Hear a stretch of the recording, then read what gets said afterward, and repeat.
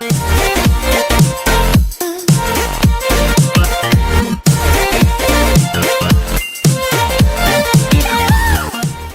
morning, church. Pastor Anthony here with another devotion.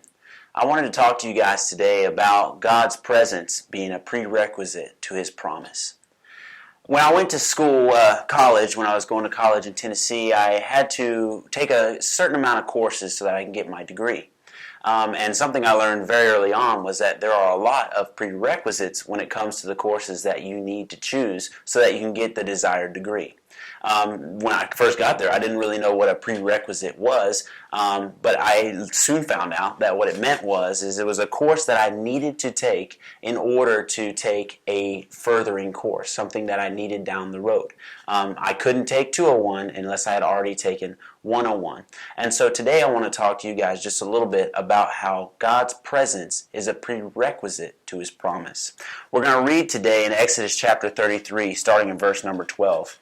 One day Moses said to the Lord, "You have been telling me, 'Take these people up to your promised land,' but you haven't told me whom you will send with me.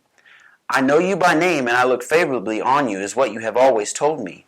If it is true that you look favorably on me, let me know your ways so I may understand you more fully and continue to enjoy your favor. And remember that this nation is your very own people." The Lord replied, "I will personally go with you, Moses, and I will give you rest. Everything will be fine for you."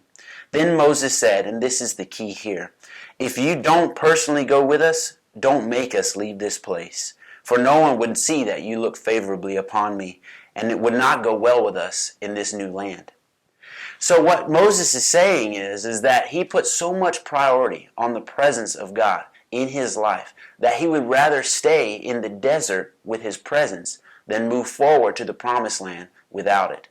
There's so many of us that are going through life and we find struggle after struggle and issue after issue. And, that's normal for everyone to experience that stuff. But if we can find God's presence and steep ourselves in His presence, the same issues that we're dealing with will seem like much smaller to us because of God's influence on our lives. Now, some of you might be thinking, well, Moses didn't even get to experience the promised land. And that's true. But there's another scripture that talks about how he would be in the tent of meeting, and he would always spend his time in the presence of God.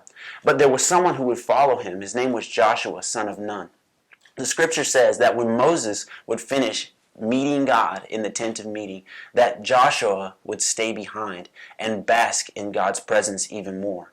And you see later that when Moses was unable to go into the promised land, that Joshua was, because he was more steeped in God's presence. See, some of us are trying to rush to the promised land. Some of us are trying to get there, take shortcuts, do whatever it is that we can to get ourselves to the promised land. But honestly, sometimes we just need to realize that God's presence is a prerequisite to that promise. So I know that Pastor Travis has talked to you guys about waiting, but sometimes we need to wait on purpose. Wait with purpose. Steep yourself in God's presence, and then you will find your promised land. Thank you, church.